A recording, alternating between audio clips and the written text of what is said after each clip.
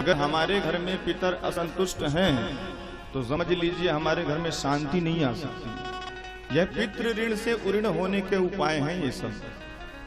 सबसे पहले बताऊं, मैंने एक दिन निवेदन किया था कि पितृ ऋण से उऋण होने का उपाय यही है कि सजाती कन्या के साथ जब हम विवाह करते हैं और उससे पुत्र संतान उत्पन्न हो जाए और वह संतान पितरों को जल देने लायक हो जाए, तब पितृ ऋण से हम लोग उऋण हो जाते हैं।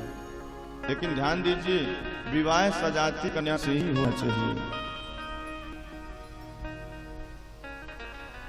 पितर जिसे असंतुष्ट होते हैं उनके घर में संतान भी नहीं होती। और पितर असंतुष्ट हो क्यों जाते हैं? अगर हमने विधि विधान से उनका कार्य नहीं किया। आजकल के नए जनरेशन के लोग पढ़े लिखे हैं, कहने लगते हैं कि अरे वो तो चले गए, उनके लिए क्या करना, क्या पंडितों को दान देना, क्या उनके लिए साल भर तमाशा किए रहना। साल भर अगर तुम तमाशा नहीं करोगे तो तुम्हारी जिंदगी तमाशा बन जाएगी, पितर अगर असंतुष्ट हो गए तो। इसलिए जो हमारा शास्त्र कह रहा है, जो विधि विधान बने हुए हैं, ये कोई झूठे नहीं है, इन सबको करना चाहिए। अभी कुछ दिन बाद पितरपक्ष लगने वाला है, तो जगह जगह पर लोग ब्राह्मणों को भोजन करवाते हैं। लोग तर्क भी करने लगते हैं कि महाराज क्या साल में एक ही बार पितर हमारे भोजन करते हैं और साल भर नहीं करते क्या? तो देखिए, हमारा दिन साल भर का हो गया जो, तो पितरों का दिन एक ही दिन होता है।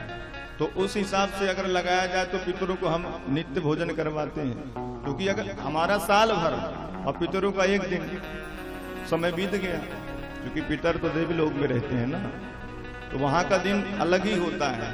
तो उनके हिसाब से तो हम उनको रोज ही भोजन करवाते हैं। पितर पक्ष में एक ही दिन जिसके यहाँ श्राद्ध होती है भोजन करवाते हैं।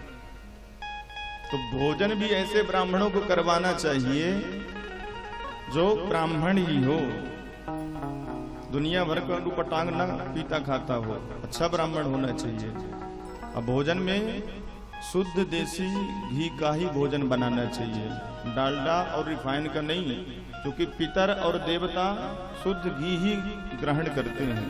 इसलिए शुद्ध घी का भोजन बनाएं, बाजार का घी नहीं, घर का सुंदर घी होना चाहिए।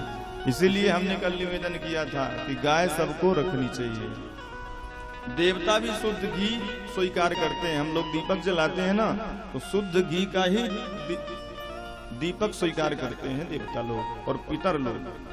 इसलिए बड़ी सावधानी से हमको यह सुंदर कार्य करना चाहिए। कोई अपवित्रता नहीं होनी चाहिए, पवित्रता में होकर के ब्राह्मणों को भोजन करवाएं, क्योंकि ब्राह्मण के मुख से ही पितर तृप्त होते हैं और देवता तृप्त होते हैं।